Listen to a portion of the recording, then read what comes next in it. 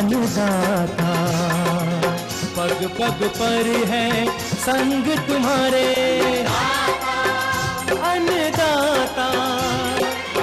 लहू किसानों का बन के पसीना सींचता है धरती का सीना। मेहनत का तेरी हक दिलवाने, नई तकनीक नई खोज बताने। पशुधन को गुणवान बनाना, पौध सुरक्षा को सिखलाना, खेती के सब गुर समझाने, भारत का सरताज बनाने। आठों पहर है संग तुम्हारे अन्नदाता अन्नदाता। नमस्कार, मैं हूं कात्यायनी चतुर्वेदी और आप सभी दर्शकों का अन्नदाता कार्यक्रम में बहुत स्वागत करती हूं। और हर रोज की तरह कार्यक्रम में लेकर आई हूं खेती बाड़ी से जुड़ी हुई बहुत सारी लाभकारी जानकारियां। तो फिर चलिए सबसे पहले देखते हैं क्या है विशेष आपके लिए आज के कार्यक्रम में। दुधारू पशुओं के लिए कम खर्च में बटरफ्लाई चारे की खेती। सेब के बागों में इस समय किए जाने वाले आवश्यक कार्य। मधु बक्सों का विभाजन करते समय ध्यान रखी जाने वाली सावधानियां।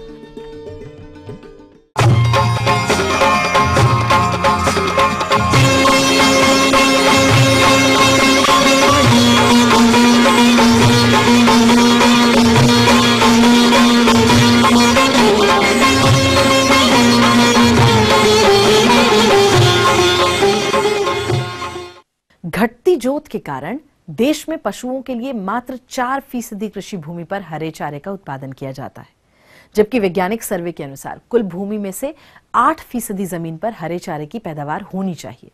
ऐसे में देश में हरे चारे की किल्लत को दूर करने के लिए नेशनल डेयरी अनुसंधान संस्थान करनाल के वैज्ञानिकों ने एक म्यूजियम तैयार किया है। तो ये म्यूजियम किस प्रकार हरे चारे की किल्लत को दूर करता है, आइए जानते हैं नेशनल डेयरी अनुसंधान संस्थान करनाल के वैज्ञानिक डॉक्टर BS मीणा से।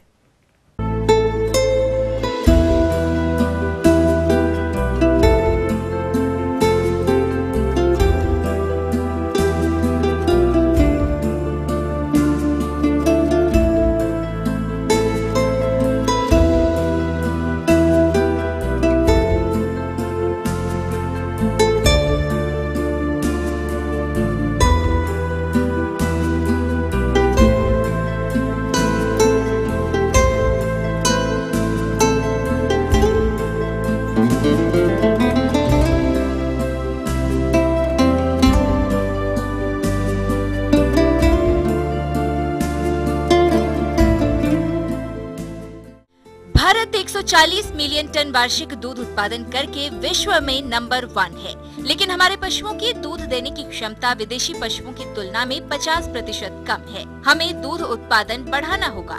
इसके लिए उत्तम नस्लों के साथ हरे चारे की कमी को दूर करना होगा। राष्ट्रीय डेयरी अनुसंधान संस्थान ने देश में हरे चारे की किल्लत को दूर करने के लिए फॉरेज म्यूजियम बनाया है, जिसमें विभिन्न तरह के तकरीबन 3 दर्जन वैरायटी के सदाबहार हरा चारे के बीज व रूटेड स्लिप तैयार की जा रही हैं। ये किस्में किसानों के लिए फायदेमंद रहेंगी। हमारे पास अभी देखा जाए तो करीब 40% हरे चारे की कमी है, यानी कि हमारी मांग ज़्यादा है और हम चारा दे नहीं पा रहे, जिससे हुआ क्या कि हमारे पशुओं की दूध उत्पादन करने की क्षमता कम है, यानी कि हम पशुओं से उतना दूध नहीं ले पा रहे जितना कि पशु देने में सक्षम है। क्यों?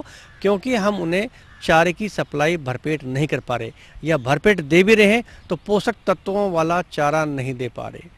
आपने देखा होगा कि हम ज्वार, बाजरा, मक्का, नेपियर, गिन्नी घास खिला रहे हैं, लेकिन दूध कब बढ़ता है? जब हम प्रोटीन वाला चारा देंगे, जैसे बरसीम देंगे, रिजका देंगे, या क्लटेरिया देंगे, या लोबिया देंगे।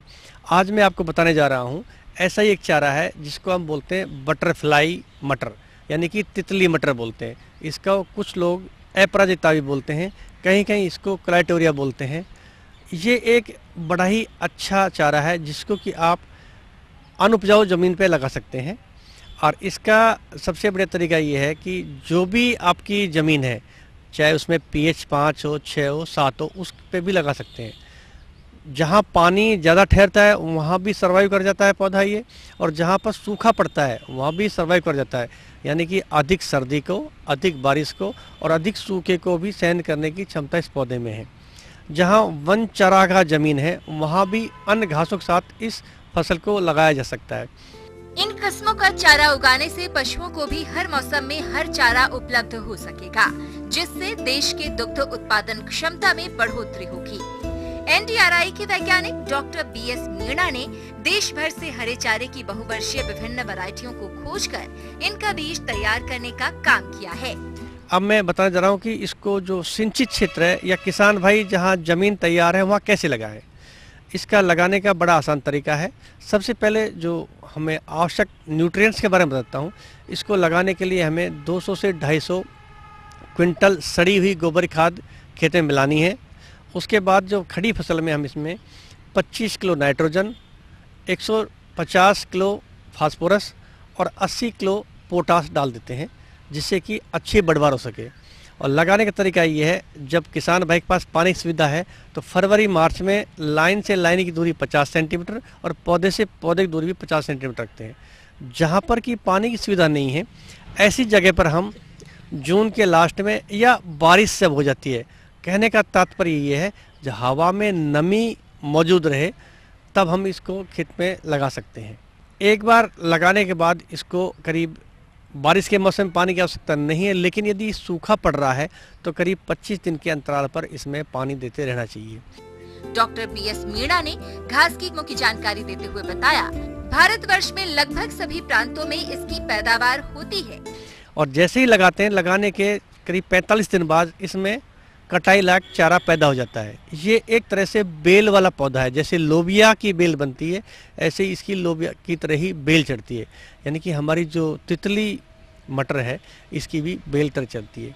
जिन किसान भाइयों के यहाँ पशुओं का बाड़ा है चारों तरफ, जहाँ पेड़ लगा रखे हैं या किसी और तरह से बाउंड्री कर रखी है, वहाँ पर भी इसको लगाया जा सकता है और इससे आसानी से हरा चारा ले सकते हैं। कहने का तात्पर्य ये है कि जो ज़मीन किसान अपने खेत के लिए यूज करता है वहाँ लगा लो, या जहाँ पर गाय भैंस को बांध रहे हैं, जहाँ बाड़ा बना हुआ है उसके चारों तरफ इसको लगाया जा सकता है। सबसे खास बात इसकी ये है कि जो हरा चारा है उसमें 20 से 24% प्रोटीन प्राप्त होता है। और किसान भाइयों, प्रोटीन ही वो चीज़ है जिससे कि पशुओं में दूध उत्पादन बढ़ता है। पशु को चाहिए 20 किलोग्राम हरा चारा। वैज्ञानिकों के अनुसार 10 केजी दूध देने वाले एक पशु को प्रतिदिन 15 से 20 किलोग्राम हरा चारा, 5 से 6 किलोग्राम सूखा चारा यानी भूसा और 4 से 5 किलोग्राम तक दाने की जरूरत होती है। हरे चारे की कमी का सीधा प्रभाव दूध उत्पादन पर पड़ता है। दूध के साथ साथ दूसरा फायदा ये है, जो पशु साल भर में गर्मी में नहीं आते हैं, या कहते हैं किसान भाई जैसे डॉक्टर चेक कराओ कि इसकी बच्चेदानी कमज़ोर है, तो ये चारा प्रोटीन वाला खिलाने से बच्चेदानी मजबूत होगी और पशु साल भर में गर्मी में आ जाएगा। और गर्मी में आने के कारण क्या होगा कि वो कंसीव भी करेगा। यानी कि हमारा जो सपना है 1 साल में 1 बच्चा पैदा करे गाय भैंस, उस सपने को हम जब भी साकार कर पाएंगे जब हम हमारे पशुओं को सूखे चारे के साथ हरा चारा खिलाएं। और ये हरा चारा वो होना चाहिए जो कि 2 दाल वाला हो, जैसे बरसीम है, लोबिया है, या हमारी बटरफ्लाई मटर है, या तितली मटर है, या इसका दूसरा नाम अंग्रेजी में बोलते हैं हम क्लैटोरिया टर्नेटा। इससे पूरे साल भर चारा आप ले सकते हैं, सर्दी हो, गर्मी हो, बारिश हो, जब आपको आवश्यकता हो काट सकते हैं। हाँ, जब ज़्यादा सर्दी पड़ती है थोड़ी इसकी बढ़वार रुक जाती है, या बहुत ज़्यादा गर्मी पड़ती है तब इसकी बढ़वार रुक जाती है, लेकिन पानी की सुविधा हो गर्मी में तो बढ़वार चलती रहेगी। और सर्दी के मौसम में जब सर्दी का टेम्परेचर 3-4 आ जाता है तो बढ़वार रुक जाती है, लेकिन जैसे ही मौसम गर्म होगा इसकी बढ़वार फिर चालू हो जाएगी। 1 साल तक लगातार कटाई बीच में करते रहे हम, तकरीबन 300 टन हम इससे शुष्क पदार्थ प्राप्त कर सकते हैं। शुष्क का मतलब ये है कि जब हम इसको सुखा लेते हैं और उसका वजन करें 300 टन तक 1 साल में हम ले सकते हैं। और मैंने बताया कि प्रोटीन इसमें 20 से 24% होती है। इसकी जो फली है वो मटर जैसी दिखती है और एक फली में आमतौर पर 10 से 12 दाने आ जाते हैं। उनको आप इकट्ठा कर लें और जैसे ही वो समय आए उनको हम बो सकते हैं। जी हाँ, तो ये थी कुछ उपयोगी जानकारियां हैं। एक बहुत छोटे से ब्रेक के लिए रुकते हैं, बहुत जल्द लौटेंगे।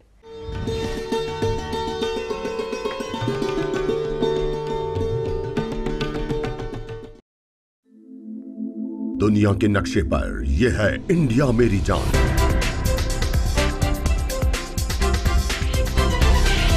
भारत थोड़ा अलग है।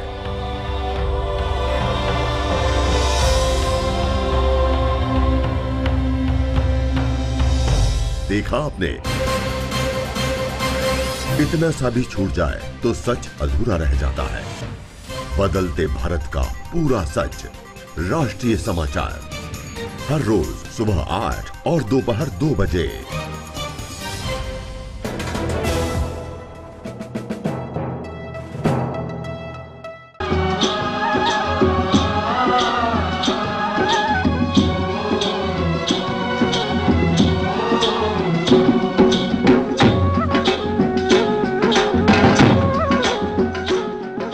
ब्रेक के बाद आप सभी दर्शकों का एक बार फिर से अन्नदाता कार्यक्रम में बहुत स्वागत है। बढ़ते हैं अपनी अगली प्रस्तुति की ओर।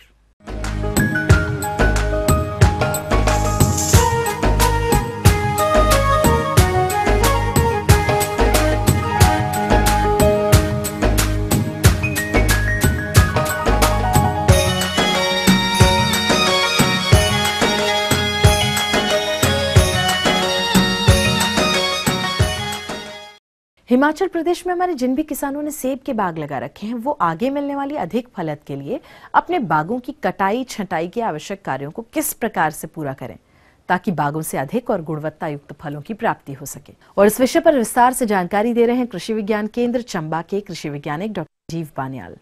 सेब के बाग हिमाचल प्रदेश एवं जम्मू कश्मीर में बहुतायत से पाए जाते हैं और जैसा कि सर्दियों का मौसम चल रहा है, इस समय हमारे किसानों को अपने बागों की कटाई छटाई आदि कार्यों को पूरा करने की जरूरत होती है। इन कार्यों को वैज्ञानिक तरीके से पूरा करने के बारे में जानकारी देते हुए डॉक्टर संजीव बान्याल ने बताया कि सर्दियों के महीनों में जब पौधों के पत्ते झड़ जाते हैं और पौधे सुप्तावस्था में यानी डोरमेंसी में चले जाते हैं, उसमें पर हम पौधे की काट छांट का कार्य करते हैं। जो पौधों में काट छांट की गतिविधि हम करते हैं, उसका जो उपयुक्त समय है वो दिसंबर और जनवरी के महीने में है, क्योंकि इसमें पौधे सुप्तावस्था में होते यानी डोरमेंसी में होते हैं और इनके में रस का संचालन नहीं हो रहा होता है। डॉक्टर संजीव बान्याल ने बताया कि जब हम पौधे को किसी बगीचे में लगाते हैं, उसके पहले साल से लेकर तीसरे साल तक हम उसकी काट छांट करते हैं। इसका मुख्य उद्देश्य पौधे में सीधी तथा मजबूत टहनियों का विकास करना है ताकि वो आपको लंबे समय तक अच्छी क्वालिटी के फल दे सके। उन्होंने बताया कि जैसा कि आप देख सकते हैं, पहले वर्ष की बढ़ोतरी आप देख सकते हैं, इसमें बहुत सारी शाखाएं दोनों तरफ से निकलती हैं। तो जब हम इसकी ट्रेनिंग यानी कि काट छांट पहले साल करेंगे तो इसमें चारों ओर 3 से 5 शाखाएं रखेंगे, बाकी शाखाओं को हम निकाल देंगे ताकि जो शाखाएं बचें वो अच्छी तरह से बढ़ोतरी कर सकें। ये शाखाएं चारों दिशाओं में फैली होनी चाहिए और इनके बीच में लगभग 40 से 60 सेंटीमीटर का अंतर होना चाहिए। इसी प्रकार दूसरे साल में इन शाखाओं पे जो सेकेंडरी शाखाएं आती हैं, उनमें से हम 3 से 4 शाखाएं रखेंगे और इससे अगले साल भी इसी प्रक्रिया को दोहराएंगे। सेब के पौधे को सही आकार देने तथा उस आकार को सुनिश्चित बनाए रखने के बारे में बताते हुए कहा कि तो जो आकार हमने सेब के पौधे का 1 से 3 साल में मॉडिफाइड लेडर सिस्टम बनाया है, उसके ऊपर फलों को सुनिश्चित करने के लिए हर साल हमें उस आकार को बनाए रखने के लिए प्रूनिंग की आवश्यकता होती है। बड़ी शाखाओं की कटाई छटाई करने के बाद किए जाने वाले कार्यों की जानकारी देते हुए उन्होंने बताया कि जब हम बड़ी शाखाओं को काटते हैं तो उसके ऊपर जो गहरे जख्म बन जाते हैं, उनके ऊपर हम मशोबरा पेंट या चौबतिया पेस्ट जरूर लगाएं, जिससे जो कैंकर की बीमारी जो शुरू हो जाती है कुछ फलों में, उससे हम बचाव कर सकें। दूसरी बात, जब हम बड़ी शाखा या टहनी को निकालते हैं, अगर हम ऊपर से उसको काटते हैं तो उसमें पेड़ की छाल के छिलने की संभावना बनी रहती है। इस संभावना से बचने के लिए बड़ी शाखा को निकालते समय हम एक कट नीचे से लगा लें और उसके बाद उस शाखा को ऊपर से निकालें ताकि छाल जो है वो ना छिलके ना निकले उसके। तो इस तरह से जब हम पौधे की काट छांट करते हैं तो हम ये सुनिश्चित करते हैं कि हर एक पौधे में हर साल अच्छी गुणवत्ता के फल लगेंगे। इसके अतिरिक्त जो एक बात ध्यान में रखने योग्य है कि जो कांट छांट है वो किस्म के अनुसार भी हम करें, यानी कि जो स्टैंडर्ड किस्में हैं जैसे रॉयल डिलीशियस है, जैसे रेड डिलीशियस है, इनकी जो कांट छांट है वो स्पर किस्में जैसे रेड चीफ है, ऑरिगन स्पर है, सुपर चीफ है, इन किस्मों से भिन्न होती है, क्योंकि जो स्पर किस्में हैं उनमें टहनियाँ ज़्यादा ग्रोथ नहीं लेती हैं, इनमें ज़्यादा स्पर लगते हैं, तो स्पर किस्मों में कांट छांट की आवश्यकता थोड़ी कम रहती है अगर हम इसका कंपैरिजन करें स्टैंडर्ड किस्मों से। जो सेब के पौधों में फलन होता है वो 1 साल पुरानी टहनियों और स्पर के ऊपर होता है, और जो स्पर है उसकी जो जीवन है लगभग 3 से 5 साल तक रहता है। इसके बाद उस नए स्पर तैयार करना ये भी प्रूनिंग का हिस्सा है।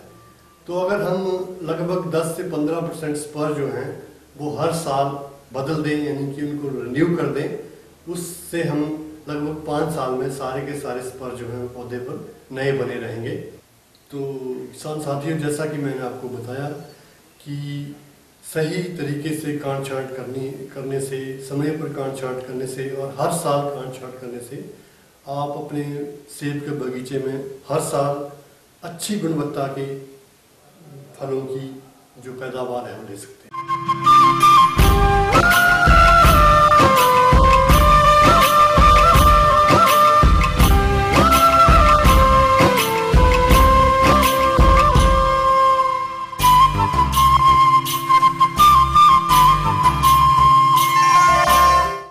मधुमक्खी पालन कर रहे किसानों के लिए इस समय फसलों की भरपूर फूलों की उपलब्धता होने के कारण मधुमक्खियां शहद का तो उत्पादन करती ही हैं, साथ ही अपने वंश में भी बढ़ोतरी करती हैं। लेकिन ऐसी स्थिति में मधुबक्सों का विभाजन करना बेहद जरूरी होता है। तभी मधुमक्खी पालक मधुबक्सों की संख्या में वृद्धि करके अधिक शहद उत्पादन ले सकते हैं। तो मधुबक्सों के विभाजन करते समय रखी जाने वाली सावधानियों के बारे में विस्तार से जानकारी दे रही हैं कृषि वैज्ञानिका डॉक्टर स्वाति सिंह तोमर। सबसे पहले हमें निम्न सावधानियां जो मधु निष्कासन के समय रखनी चाहिए वो इस प्रकार मैं आपको बताने जा रही हूँ। मधुबक्सों से फ्रेम्स को निकालते समय आप मुंह पर मुंह रक्षक जाली तथा हाथों में दस्ताने पहन लें, जिससे कि मधुमक्खियां आपको कोई नुकसान न पहुंचा सकें। और जब हम मधुबक्सों से शहद निकालने के लिए फ्रेम्स को बाहर निकालते हैं तो उस समय मधुमक्खियां फ्रेम से चिपकी रहती हैं, तो उन्हें धुएं की सहायता से सावधानी पूर्वक हटा देना चाहिए। मधुमक्खियों को झड़ाने के लिए एक ब्रश आता है, सॉफ्ट होता है बहुत ही ज्यादा, और मधुमक्खी के बक्से में हम उस ब्रश की सहायता से मधुमक्खियों को झड़ा दें। और फ्रेम को खाली करने के बाद शहद एक्सट्रैक्शन यंत्र तक हमें मधुमक्खियों की ट्रे लाने के लिए हमें एक्सट्रैक्शन ट्रे का प्रयोग करना चाहिए। अगर हमारे पास हनी एक्सट्रैक्शन ट्रे नहीं है तो इसके अलावा हम खाली बक्से का भी प्रयोग कर सकते हैं। खाली बक्से में हम सभी एपायरी से जितने भी फ्रेम्स हमारे भरे हुए हैं उनको चयनित करके हम बक्सों में से फ्रेम्स को निकाल लें, और निकालने के बाद हम जिस स्थान पर हनी निष्कासन करने जा रहे हैं उस स्थान तक हम मधुमक्खी के बक्सों की जो फ्रेम्स हमने निकाले हैं वहां तक आसानी से उनको ले जाएं। हमारे कुछ मधुमक्खी पालक फ्रेम में से शहद निकालते समय लापरवाही करते हैं, जिससे शहद की गुणवत्ता खराब हो जाती है और उन्हें बाजार में ऐसे शहद का कम मूल्य ही प्राप्त हो पाता है। इसलिए शहद निकालते समय उन्हें कुछ विशेष बातों को ध्यान में रखना होगा। जहां पर हम हनी निष्कासन करने जा रहे हैं वह स्थान साफ सुथरा हो, चींटियों से ग्रसित ना हो, और हमें मच्छरदानी का प्रयोग अवश्य करना चाहिए, क्योंकि अगर मच्छरदानी नहीं लगाएंगे तो जो व्यक्ति मधु निष्कासन कर रहा है मधुमक्खियां अट्रैक्ट होंगी मधु की खुशबू से और मधुमक्खी पालक को आकर के काट सकती हैं, नुकसान भी पहुंचा सकती हैं। इसके लिए वह क्या करे, सबसे पहले मच्छरदानी को बांध करके मिट्टी से चारों ओर उसके दबा ले। जब हम शहद निष्कासन के लिए हम चाकू से छीलते हैं, चाकू भी तेज धारदार होना चाहिए, और ज्यादातर हम ऐसे चाकू का प्रयोग करें जो स्टील का हो और तेज धारदार हो। जब मोम की लेयर को हम छीलते हैं तो छत्तों से शहद बाहर निकलता है।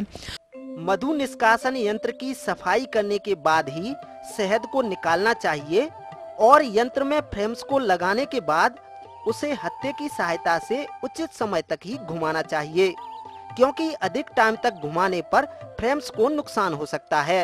हनी एक्सट्रैक्शन यंत्र 4 फ्रेम और 6 फ्रेम का आता है, जिसे हम एक साइकिल के पहिए की तरह उसको घुमाते हैं और हाथ से घुमाने के बाद उसमें एक दाव पड़ता है। दाव पड़ने के साथ साथ हनी के छत्तों से हनी एक्सट्रैक्शन यंत्र में नीचे गिर जाता है और उसमें नल की तरह एक टोंटी लगी होती है, उसके माध्यम से हमें आसानी से स्टोर कर सकते हैं। स्टोर करने के लिए हनी एक्सट्रैक्शन यंत्र को या तो किसी ऊंचे पत्थर की पटिया लगाकर या जमीन में रख करके हनी एक्सट्रैक्ट किया जाता है और नीचे गड्ढा खोद करके स्टील के टैंक में उसको कलेक्ट कर लिया जाता है। अगर स्टील का टैंक नहीं है तो प्लास्टिक के जो पर्ल पैड के कंटेनर आते हैं उसमें ही शहद को इकट्ठा करें। कभी भी लोहे के कंटेनर में उसे इकट्ठा ना करें, लोहे में जंग लगने की संभावना अधिक रहती है और उससे शहद फर्मेंटेशन हो जाता है और शहद भी क्वालिटी भी खराब होती है। हमेशा हमें इस बात का ध्यान रखना चाहिए कि हमारे पास जो शहद इकट्ठा करने का कंटेनर है वह या तो प्लास्टिक का अच्छी क्वालिटी का हो या फिर हमारे पास स्टील की टंकियां उपलब्ध हो, उन्हीं में हम शहद स्टोर करें। आगे कुछ और रोचक जानकारियां हैं, लेकिन यहाँ पर एक बहुत छोटे से ब्रेक के लिए रुकेंगे, जल्द होंगे हाजिर।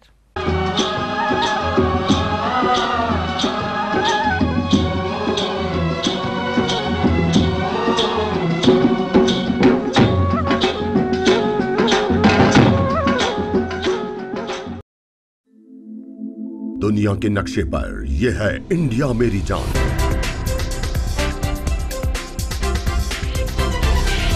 भारत थोड़ा अलग है।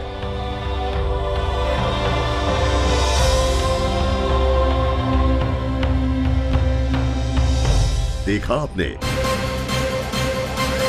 इतना सा भी छूट जाए तो सच अधूरा रह जाता है। बदलते भारत का पूरा सच, राष्ट्रीय समाचार, हर रोज सुबह 8 और दोपहर 2 बजे।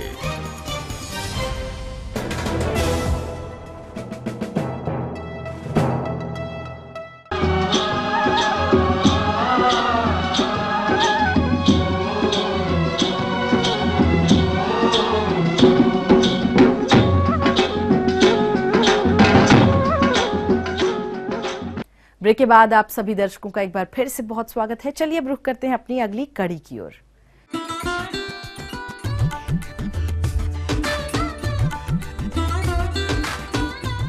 अन्नदाता हेल्पलाइन निशुल्क फोन संपर्क सेवा के माध्यम से आपके द्वारा पूछी गई समस्याओं में से 1 या 2 महत्वपूर्ण समस्याओं को हम अपने कार्यक्रम में जरूर शामिल करते हैं और इसी के तहत आज की चयनित समस्या और उसका जवाब इस प्रकार है।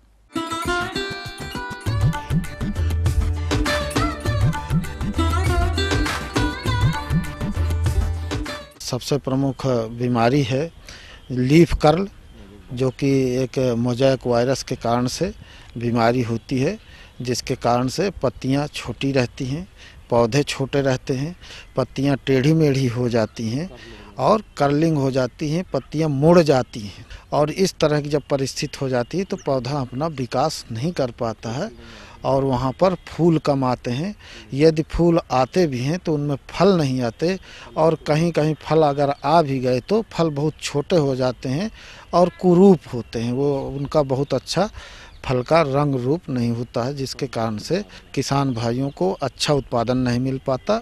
इस तरह की बीमारी को यदि रोकना है तो सबसे पहले ज़रूरी है कि हम बीज जो लेते हैं वो बीज हमारा रोगरोधी पौधों का प्रमाणित बीज होना चाहिए, विश्वसनीय जगह से लेना चाहिए और साथ ही स्वस्थ बीज नर्सरी में जब उगाएं तो वहाँ पर ये ध्यान रखें कि नर्सरी में जाली नेट जो लो टनल पॉली हाउस है उस पर उगाना चाहिए, जिसके कारण से ये विषाणु रोग एक जगह से दूसरी जगह ना आकर के आपकी नर्सरी को प्रभावित ना किए हों।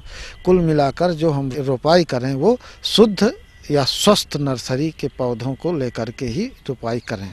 दूसरा उपाय ये है कि खड़ी फसल में रोगी पौधे दिखते ही उखाड़ करके नष्ट कर देना चाहिए या किसी गड्ढे में दबा देना चाहिए। तीसरा उपाय ये है कि चूँकि यह बीमारी एक कीड़े के द्वारा एक जगह से दूसरे जगह, जैसे थ्रिप्स है, व्हाइट फ्लाई है, इनके कारण से एक जगह से दूसरी जगह जाती है बीमारी, तो उस तरह के कीड़ों को रोकने के लिए हम कीटनाशक दवाई का उपयोग करें। और कीटनाशक दवाइयों में से एक है रोगार जो रासायनिक दवा है, दूसरी मेटासिस्टाक्स ये भी रासायनिक दवा है, और तीसरी एक नीम तेल भी है जो कि जैविक दवा है। यदि नीम तेल 0.3% वाली 2 मिलीलीटर 1 लीटर पानी में घोल बना लें, अथवा रोगार की 1 मिलीलीटर 1 लीटर पानी में घोल बना लें, या मेटासिस्टाक्स की 1 मिलीलीटर दवा 1 लीटर पानी में घोल बनाकर छिड़काव करें, तो जो रोग को फैलाने वाले कीट हैं वो नष्ट हो जाएंगे और हमारी फसल में बीमारी एक जगह से दूसरी जगह नहीं फैलेगी।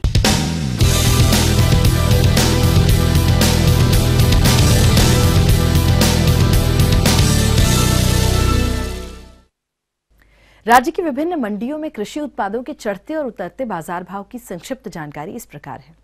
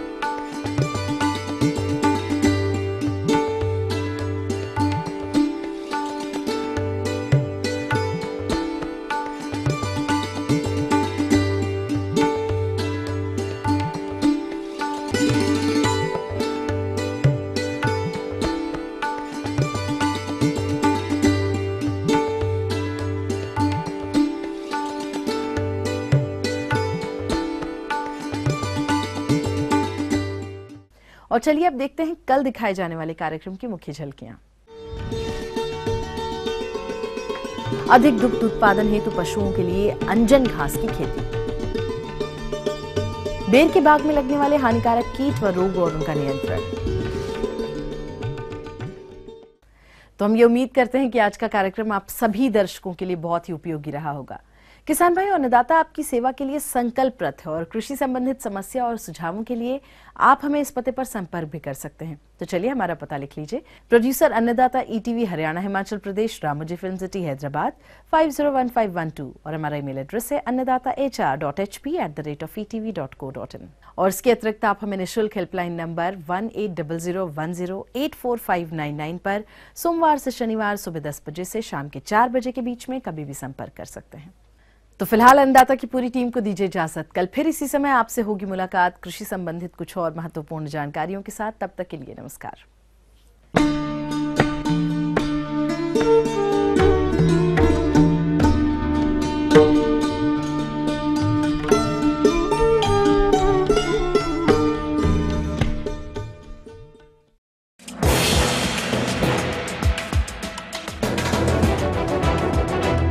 आप देख रहे हैं ईटीवी न्यूज हरियाणा हिमाचल प्रदेश, खबर ही जीवन है।